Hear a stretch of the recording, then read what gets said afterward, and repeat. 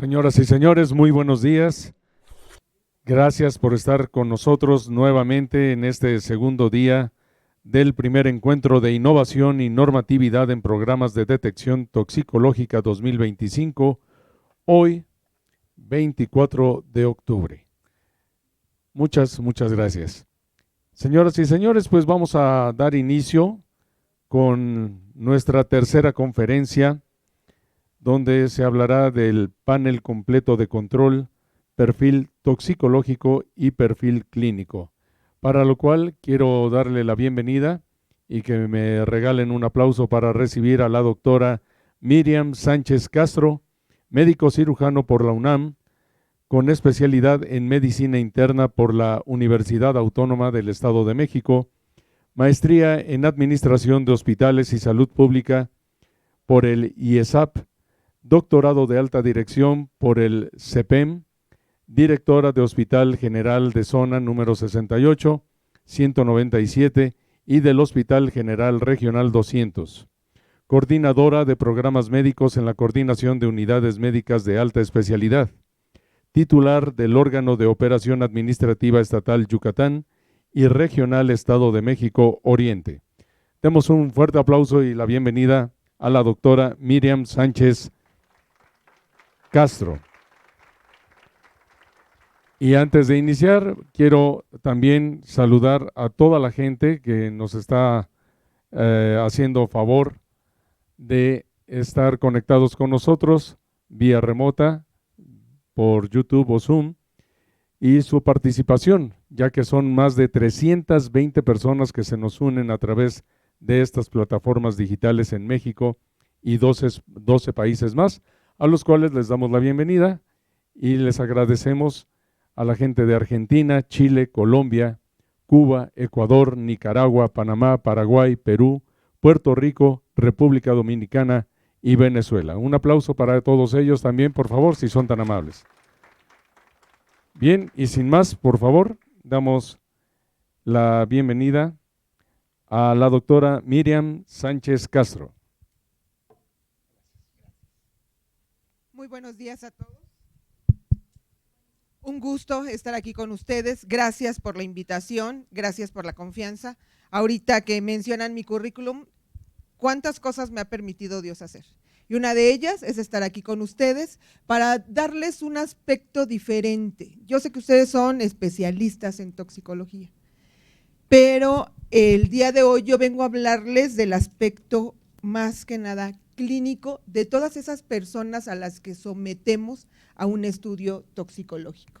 Entonces, por eso mi ponencia es más allá de lo toxicológico, perfil clínico.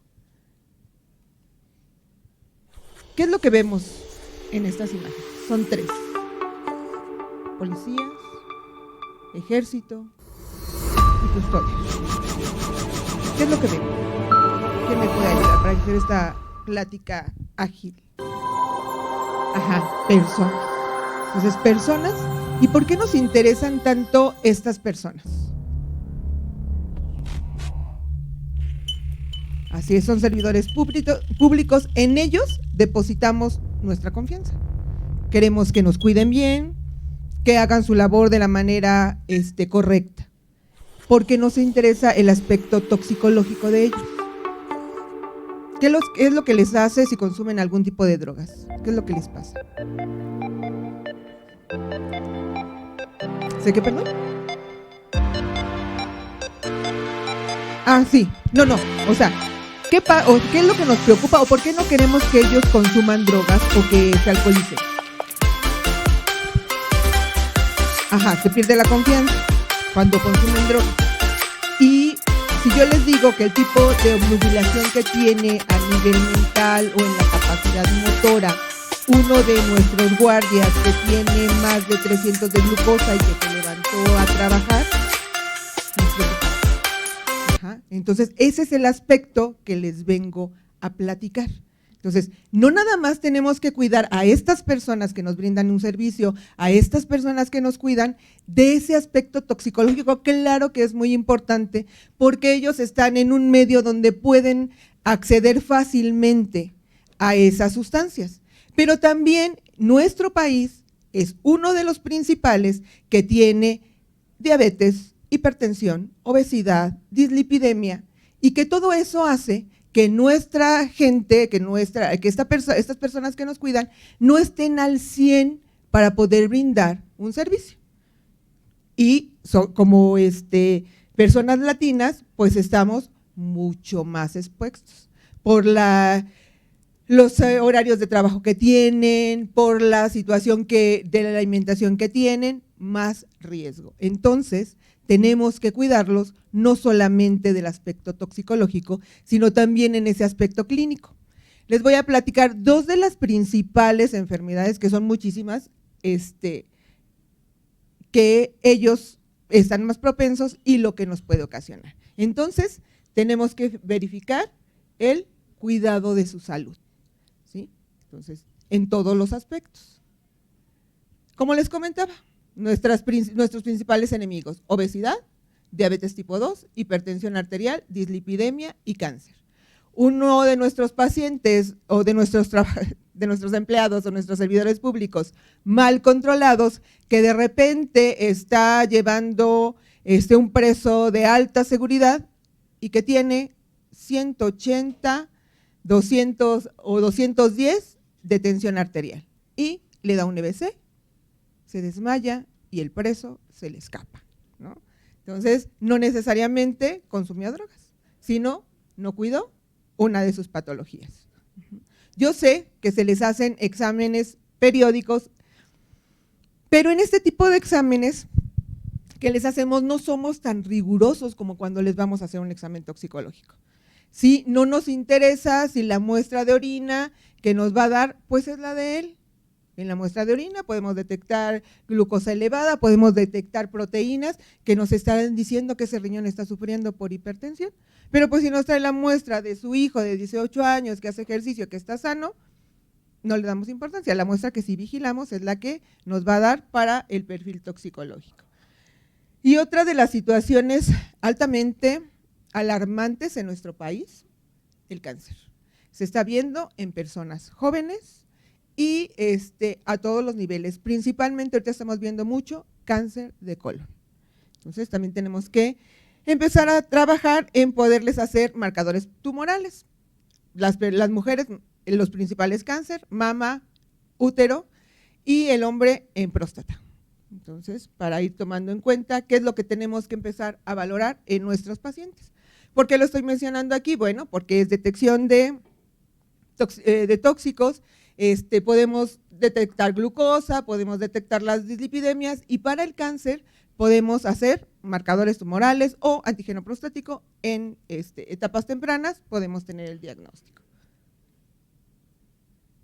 Uno de nuestros principales enemigos, que puede ser un muy gran amigo cuando la tenemos bien controladita, pero si no, la diabetes. Nos ocasiona problemas de visión, nos ocasiona problemas en riñón, nos ocasiona problemas de infartos. Entonces, es uno de los mayores desafíos en la salud pública en México. Implicados, pues, nuestras corporaciones. Tenemos que cuidar que no presenten diabetes. Estamos en riesgo, porque vean, en el 2006, el 14% de la población padecía esta patología. Para el 2022 es el 18%. Y ahorita en 2025 hemos de ir, no tenemos todavía el dato exacto, pero hemos de ir como por el 23%. Entonces está elevando de manera exorbitante esta patología en nuestra población. Entonces, en 2023, a nivel nacional, 18.4% de personas presentaban esta patología, es decir, alrededor de 14.6 millones de personas adultas vivían con diabetes, pero solo una tercera parte de ellas había sido diagnosticada. Qué preocupante, porque niveles altos de glucosa, les decía, no nos permiten tener una buena capacidad mental para que puedan desarrollar sus actividades de manera adecuada. Y como les comentaba, aumenta el riesgo de complicaciones graves como enfermedades cardiovasculares, daño renal, amputaciones. Y aquí es algo muy importante: a todas las nuestros servidores públicos, sobre todo del ejército o de las corporaciones policíacas, que son diabéticos, hay que estar revisando continuamente sus pies. Las botas que ocupan son muy pesadas y rígidas. Cualquier fricción en la piel delicada del paciente diabético le puede empezar a ocasionar una úlcera y al final de cuentas puede terminar en una amputación si no lo cuidamos adecuadamente. ¿Por qué? Porque niveles elevados de glucosa van afectando toda la micro y macrocirculación. Como les decía, la piel es más delicada, las defensas empiezan a disminuir y son mucho más propensos a procesos infecciosos. Y es la tercera causa de muerte en el país y una de las principales causas de discapacidad, la diabetes tipo 2. Esta enfermedad ocasionó pérdida de 3.1 millones de años de vida saludable en el 2021. Un 6.6% de la carga del presupuesto total en México se va en esta patología. Si me regalan agüita, por favor. Entonces, una diabetes mal controlada puede llevar a complicaciones serias, daños irreversibles, como ya les había comentado, vista, riñón o la piel. Y algo muy importante, la neuropatía diabética que afecta al 47% de las personas diabéticas. Gracias, perdón. ¿Por qué importante la neuropatía? Porque nuestros pacientes presentan disestesias, entonces están con las manos adormecidas, no van a poder manejar adecuadamente sus armas si tienen ese problema de neuropatía, no van a poder tener una adecuada agilidad cuando quieran o tengan que desplazarse a detener a alguien porque no pueden correr con esa facilidad por la neuropatía, presentan dolor, presentan debilidad, están acalambrados, entonces tenemos que evitar que la gente que está en nuestras corporaciones presente estas afectaciones. En el ámbito internacional se recomienda que todas las personas de más de 35 años se realicen la prueba para detectar diabetes. Es una prueba fácil, sencilla, a la mano de todos, cada vez más específica. Yo me acuerdo hace varios años decíamos que el paciente era diabético cuando tenía más de 250 de glucosa. Y nos hemos ido dando cuenta que esos niveles tenían o presentaban ya, estaban muy altos para poder tener un control o metas. Ahorita las metas de un paciente diabético deben estar por debajo de 130 y para hacer el diagnóstico es de 125 o más en ayunas. Hay varias pruebas, tenemos que hacer hemoglobina glucosilada, también es otra de las situaciones. Nuestros servidores públicos pues difícilmente nos dicen cómo se portan en el transcurso de un mes, nos podrán decir que sí están llevando la dieta, que sí están haciendo ejercicio y cuando llegan al laboratorio se portaron bien 2 o 3 días y su glucosa perfecta, 95. Pero entonces tuvimos que desarrollar nuevas tecnologías y entonces ya detectamos hemoglobina glucosilada, que esa fracción nos da 3 meses atrás de cómo se ha portado el paciente. Entonces tenemos una glucosa central de 98, pero una hemoglobina glucosilada por arriba de 7. Entonces decimos, bueno, es un paciente que para nada está bien controlado, que es un riesgo para su salud y para la salud de los demás. Porque alguno de ellos que presente un infarto manejando o un infarto que pueda lesionarse no solamente él, sino a los demás que estamos a su alrededor. Entonces, esa teoría que teníamos antes que somos únicos individuales, creo que poco a poco la hemos ido perdiendo, tanto en la globalización como en la situación de que sabemos que si le afecto yo al que está a mi lado, me estoy afectando a mí mismo.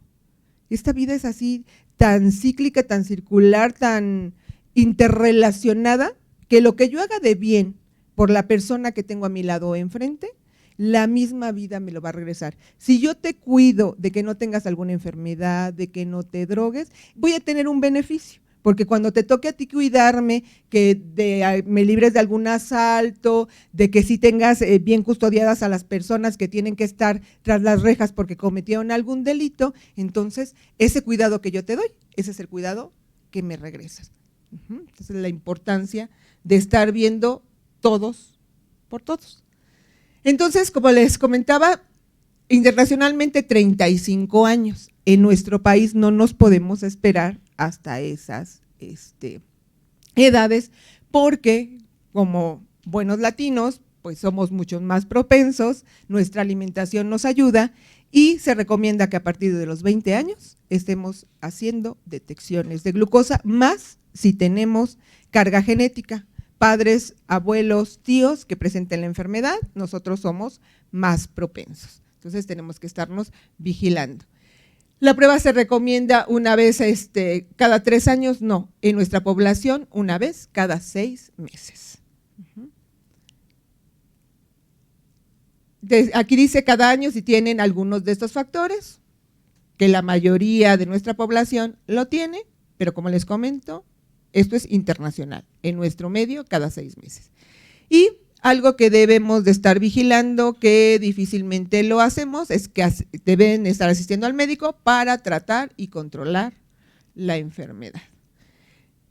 Según el Instituto Nacional de Salud Pública y la Organización Mundial de la Salud, estos son los principales factores de riesgo: edad mayor de 45 años, obesidad o sobrepeso, sedentarismo, antecedentes familiares y consumo elevado de alimentos altos en grasas y azúcares. ¿Quién dice yo? ¿No? Ajá, entonces tenemos la mayoría de los riesgos. Y yo ya soy mayor de 45 años, ahorita por mi actividad estoy más en sedentarismo, mi madre es diabética, esto ya lo evito, pero de nuestras corporaciones la mayoría no puede evitarlo, o sea, los vemos y están comiendo un gansito acompañado de una coca, ¿no?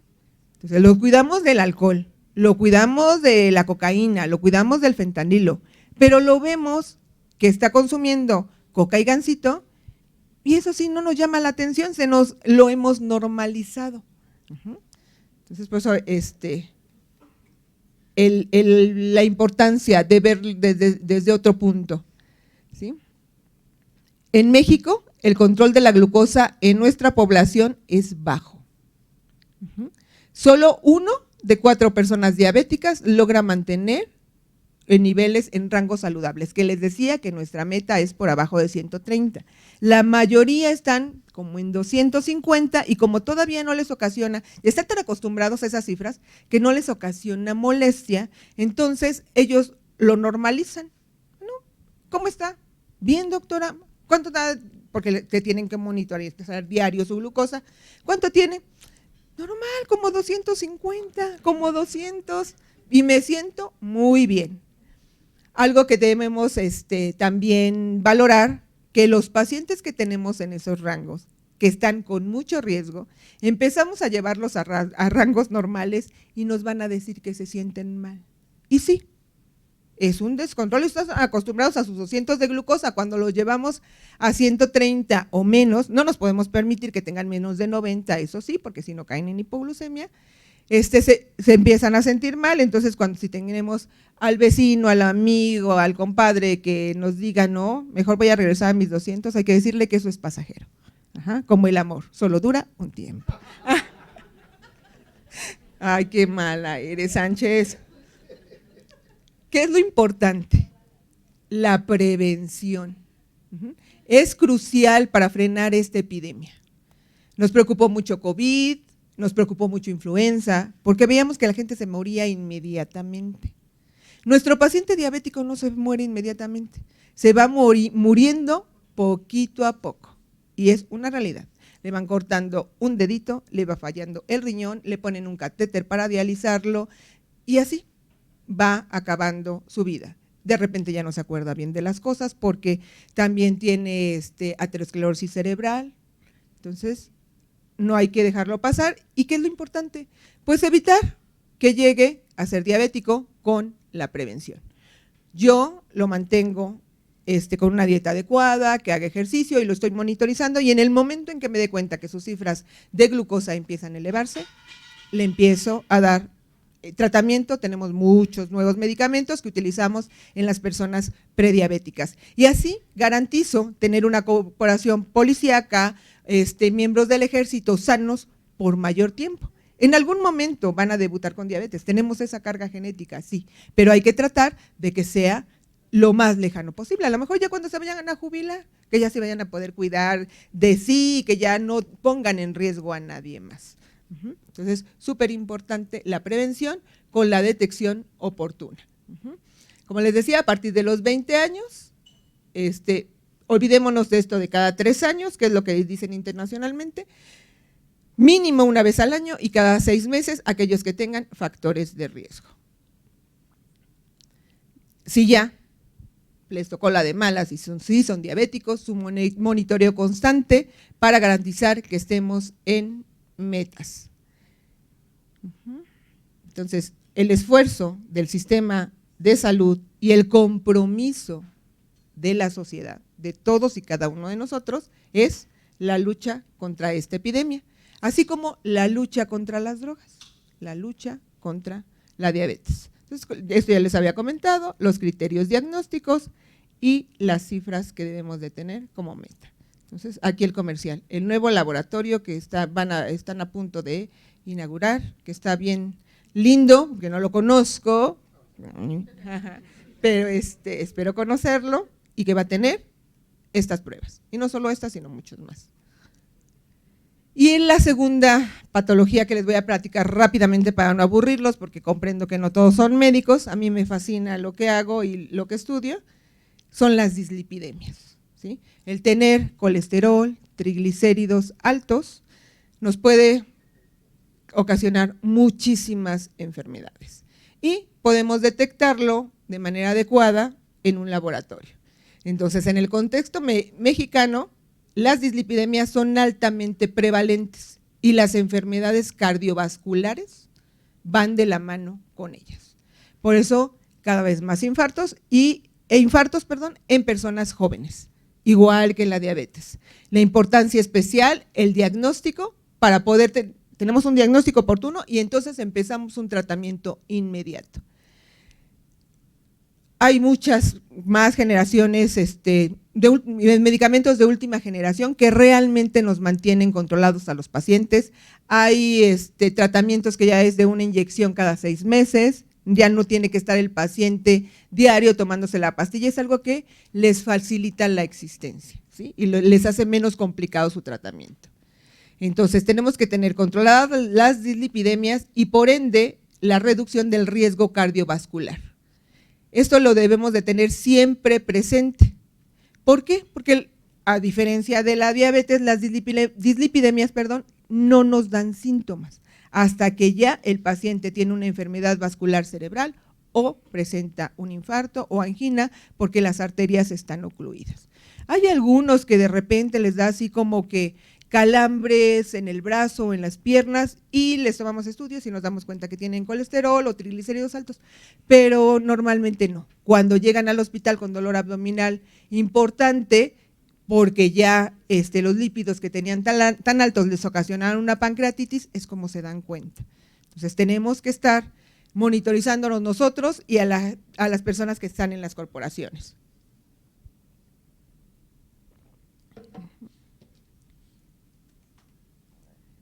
Factores de riesgo, más de 40 años en hombres, más de 50 en mujeres, los estrógenos nos ayudan.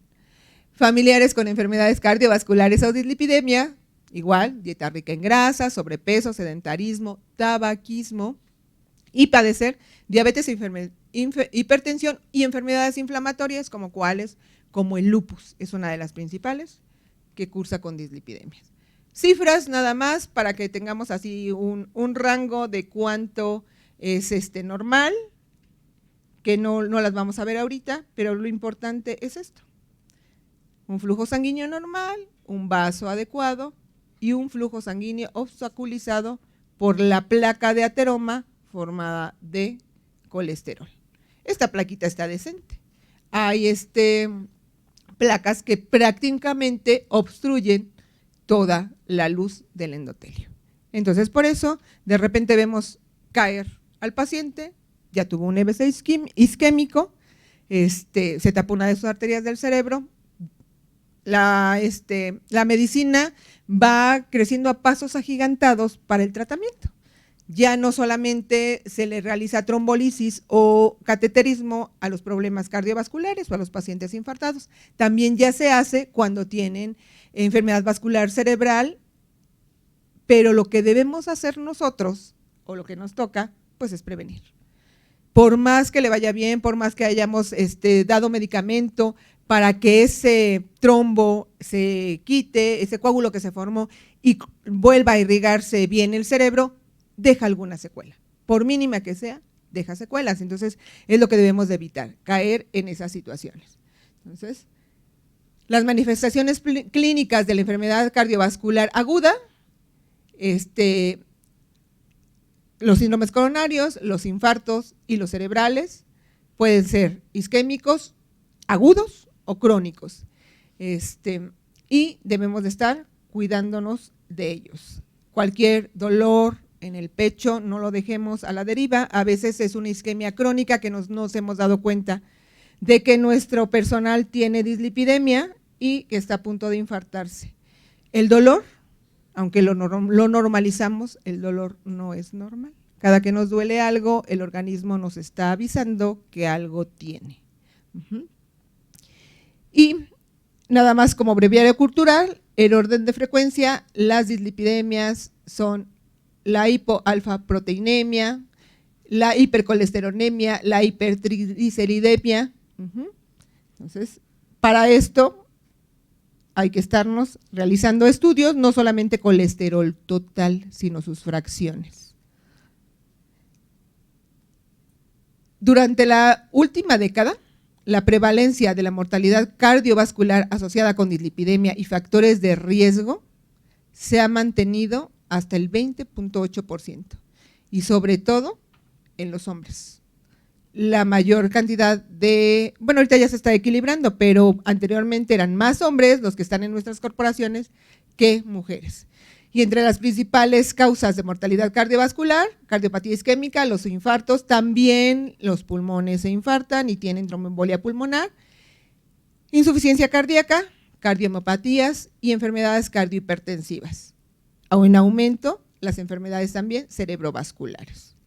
Entonces, el panorama cuando lo vemos así, decimos, ay, si puede ser tenebroso, si lo que queramos y lo que nos cuidemos y que cuidemos a las personas. Entonces, por eso les puse este versículo de Nehemías: no se desalienten ni se entristezcan, porque el gozo del Señor es su fuerza. Entonces debemos de tener fuerza tanto para realizar los perfiles toxicológicos como para realizar los perfiles clínicos, y que nuestro país pueda salir adelante con corporaciones sanas, íntegras y dedicadas a su labor al 100%. Muchísimas gracias. Muchas gracias a la doctora Sánchez. Sí, con mucho gusto. Doctora, pues antes que nada le agradecemos esta ponencia que nos ha dado y queremos pedirle si por favor puede contestar algunas preguntas que tengan nuestros participantes. Por allá tenemos una pregunta. Por favor, 2 preguntas.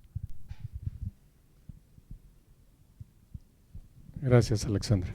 Muy amable, gracias por su plática, es muy interesante. Pero le voy a recordar lo que decía el Quijote. Y le decía, y te diré, Sancho, que una boca sin dientes es como un molino sin piedras, y a nuestra edad más vale apreciar un diente que un diamante. Una de las enfermedades más comunes en las corporaciones son las enfermedades bucales, caries en gran cantidad, que pueden ocasionar trastornos cardiovasculares y que pueden también modificar el comportamiento de las personas, ¿sí? Comer bien, comer chatarra, nos tiene que cuidar esos dientes. Gracias. Ajá. Perfecto. Y el paciente diabético es el que más se afecta por las enfermedades odontogénicas. Ajá. Muy buenos días. habló de temas muy importantes, pero lo que hoy se está viendo en México es la alta tendencia a la obesidad y tenemos una resistencia a la insulina bárbara. ¿Qué sucede? Aunque yo no sea un diabético, pero si tengo una obesidad excesiva, mi insulina no va a estar trabajando como debe ser y entonces por ende nuestra glucosa se va a empezar a elevar. Claro. Una de las cuestiones que estamos teniendo en nuestras corporaciones es la falta de ejercicio. Recuerdo que antes entraban todos los policías y antes de entrar a las actividades había un tiempo de hacer ejercicio. Se nos ha olvidado esa parte importante. Esto nos va a ayudar muchísimo para poder evitar la resistencia a la insulina. Y desgraciadamente en los perfiles que tenemos para las corporaciones policíacas, en algunos no se incluye la hemoglobina glicosilada por ser un precio un poquito más elevado, que es en las cantidades que se representan, si es significativo, y mucho menos la insulina. Creo que debemos, a mí no me interesa el LDL, definitivamente el colesterol malo no me interesa. A ver, con que yo tenga el colesterol total y la lipoproteína de alta densidad, yo con eso ya sé el riesgo aterogénico que tiene la persona. Vamos a dejar de gastar en el LDL, vamos a meter hemoglobina glicosilada e insulina. Es una sugerencia, nada más desde el sí, del no, día y a la día. obesidad no solamente hace que se eleven los niveles de glucosa, la obesidad ya se ha comprobado que es factor de riesgo para cáncer. Entonces, sí, el hecho, por eso les decía, tenemos que cuidar a la gente de las corporaciones, no solamente en el aspecto toxicológico o de enfermedades, sino en un contexto general, viéndonos que los tenemos que cuidar para que nos cuiden. Tienen que hacer ejercicio, claro, y si no lo pueden hacer dentro de la corporación, hay que empezarles a dar esa educación para la salud, para que el poco tiempo que tengan en casa, por lo menos media hora, que se ha visto con media hora de ejercicio continuo, ellos puedan empezar a controlar ese sobrepeso. Gracias. Buenos días. Nada más tengo 2 preguntas. ¿Es un factor de riesgo las largas cargas de trabajo de los servidores públicos que mencionó? Y si es así, ¿está documentado? ¿Y dónde está documentado? Sí son factores de riesgo para cualquier persona las largas cargas de trabajo. Hay artículos bien específicos, sobre todo de los que le puedo platicar, no de las corporaciones, porque le mentiría, pero en el aspecto médico, sí. Precisamente por eso nuestros médicos ya no tienen guardias cada tercer día, como cuando me tocó a mí hacer la residencia. Ellos ya tienen guardias cada 5 días, porque el hecho de estar sometidos a cargas de trabajo, que aquí no lo hacen físicamente, sino lo hacen más de manera mental o estar atendiendo al paciente, van afectando su desarrollo, van afectando no solamente su capacidad cognitiva, sino su salud mental. Hay un artículo del 2022 en la Revista de Salud Pública de México, donde está documentada esa cuestión de las cargas excesivas de trabajo. Y en el aspecto de residencias médicas, digo, de corporaciones policíacas, no sé si alguien pudiera tener el dato porque yo no lo tengo. Bueno, yo se lo preguntaba por una situación. Las cargas de trabajo que se tienen aquí en la Ciudad de México es mucha. Y lo que hemos estado viendo de comentarios entre compañeros es que se empiezan a observar errores constantes. Entonces, estos errores constantes, pues es muy caro. Jurídicamente es muy caro para nosotros como servidores, pero no hay quien levante la voz de decir, oye, ¿hay estudios al respecto? Porque realmente no está funcionando esas grandes cargas de trabajo que tenemos como servidores públicos. Entonces yo creo que efectivamente pues debe de existir documentos en donde se nos evalúen qué es lo que está pasando, porque se nos deja de lado esa situación. Sí, y no solamente afecta, le digo, el desarrollo cognitivo, sino la salud mental. Son personas que están ansiosas, son personas que tienen problemas de depresión también por la misma sobrecarga de trabajo. Y aquí lo que debemos de delimitar bien es cuántas horas, dependiendo de la actividad que tenga la persona, va a desarrollar sus actividades de manera adecuada. Entonces, es un gran tema para estudiarlo y para realmente hacer un estudio grande en todas las corporaciones de ver cuánto tiempo mi guardia es capaz de desarrollar las actividades, 8, 12, porque a veces están de 24 por 24, ¿no? Bueno, sí, 24 horas trabajando. Entonces, sí es un muy buen tema. Yo tengo otra pregunta, y más bien es quedarme claro con un concepto que no había visualizado yo, sobre todo en estas reuniones que hemos tenido. Normalmente, esta situación de control de confianza tiene que ver con que asumimos todos que por lo general el consumo de sustancias prohibidas en las corporaciones es un asunto intencional. Entonces, estamos monitorizando, estamos tratando de detectar la voluntad, una acción específica de un elemento. Y como la parte de la salud parece no ser un asunto, no fue una decisión que tomaron, no fue un asunto voluntario, entonces no lo tomamos tan en cuenta. Y lo que creí entender, sobre todo en la primera parte de la presentación, es que finalmente el efecto en la función, en el desempeño de los elementos, parece ser tan peligroso por la una que por la otra, por lo voluntario que pueden y lo desviado de su conducta que puede ser el consumir drogas, como lo peligroso que puede ser que sin voluntad o con voluntad no asuman responsabilidad sobre su salud y sobre todo que eso no lo estemos considerando en el mismo nivel de cuidado y de detección en los centros de control. Estoy en lo correcto, es lo que nos quiso decir. De ese nivel es el peligro de que puedan tener temporal o permanentemente un dolor, que puedan caer en una situación de debilidad o de pérdida de conocimiento, de ese tamaño sin haber ninguna voluntad. Porque no van a desarrollar adecuadamente sus funciones, ¿sí? Porque van siendo presas de su aspecto tanto genético, de su aspecto alimenticio, de la falta de hacer ejercicio, pero eso no lo ven como un peligro. Entonces, si a ellos les damos esa opción de que no solamente los vamos a vigilar porque creemos que pueden caer en las drogas, sino que también los vamos a cuidar porque nos interesa su salud, es algo muy importante, pero que la gente de las corporaciones lo sienta así, que realmente sepamos darles ese mensaje, que los estamos cuidando porque son las personas que nos van a cuidar a nosotros, que sí nos interesan, que no solamente somos el aspecto o lo político como jefes de ellos, que los estamos viendo como personas con riesgo de padecer diferentes enfermedades y que lo vamos a hacer en pro de su salud. Cuando ya le manejamos al paciente ese aspecto completo, que no solamente voy a señalarte como que eres malo y que voy a ver que no te estés drogando, que no te estés alcoholizando, sino voy a cuidarte, van hasta más fácil a realizarse los estudios y con más ganas, ¿no? Porque ya los vamos a tratar de manera diferente, no como los malos o los adictos, sino como realmente personas a quien tenemos que cuidar. Buenos días. Buen día.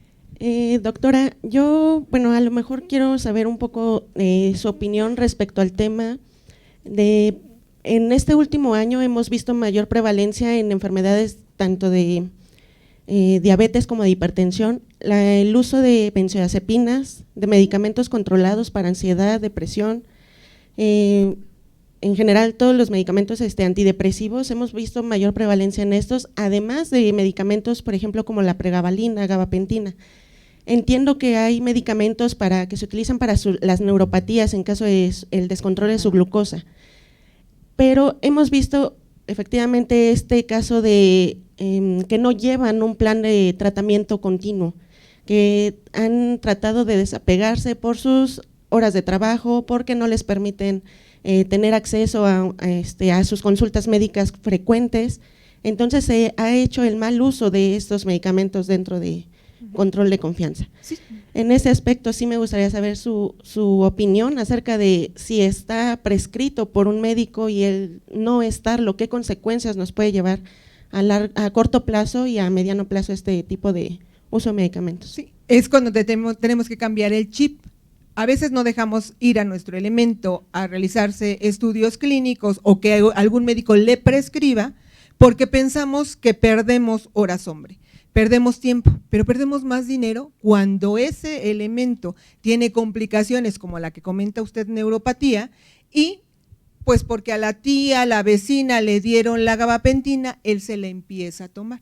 Todo ese tipo de medicamentos no solamente tiene el efecto benéfico, todos los medicamentos tienen efectos contrarios. Y uno de los efectos es que empiezan a bajar su nivel de sodio. Entonces, empiezan a tirar sodio y empiezan a quedarse dormidos y débiles si no los damos en las dosis adecuadas y prescrito por un médico. Antes de llegar a la neuropatía, si dejamos a nuestro elemento que vaya a sus consultas, que realmente esté controlado de su glucosa, no va a llegar a la neuropatía. Entonces, la prevención, como les dije hace un momento, es lo ideal, no permitir que mi paciente presente complicaciones para que no tenga esas situaciones, porque a lo mejor, como no se lo prescribe un médico, no se toma una pastilla de 75 miligramos al día, ¿no? Él siente mucho dolor y se va a tomar 2, porque pues no sabe ni los efectos, ni nadie le explicó, ni le dijo. Entonces, medicamento que no es prescrito por un médico puede ser un gran veneno. Invirtamos, de verdad, tanto en nuestros elementos, es inversión, no gasto, su salud y capacitarlos. Entonces, cuando invirtamos en eso, vamos a ver que nuestra sociedad, nuestra población, va a cambiar. Vamos a tener mejores personas, más sanas, y van a poder cuidarnos mejor.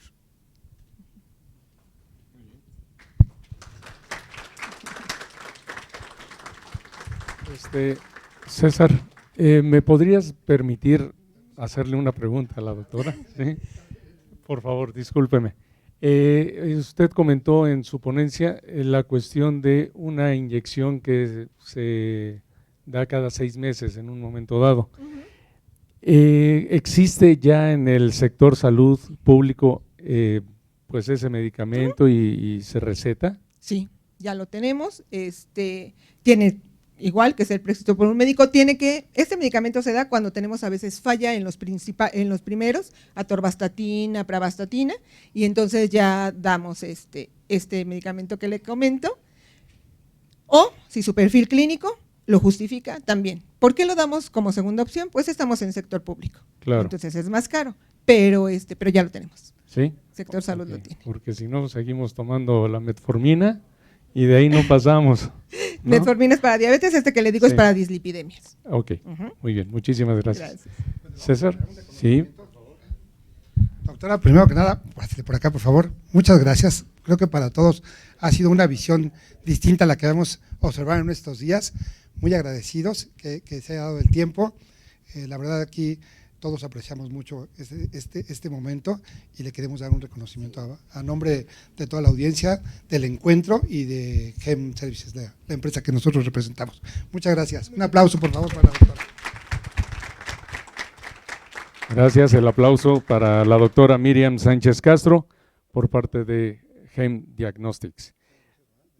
Sí, tenemos a continuación un pequeño receso de 15 minutos aproximadamente.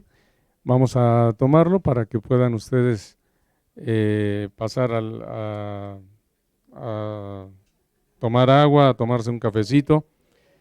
Son las 10:50 de la mañana, hora del centro de la Ciudad de México, y vamos entonces a regresar a las 11:05 por aquí nuevamente. Muchas gracias, continuamos.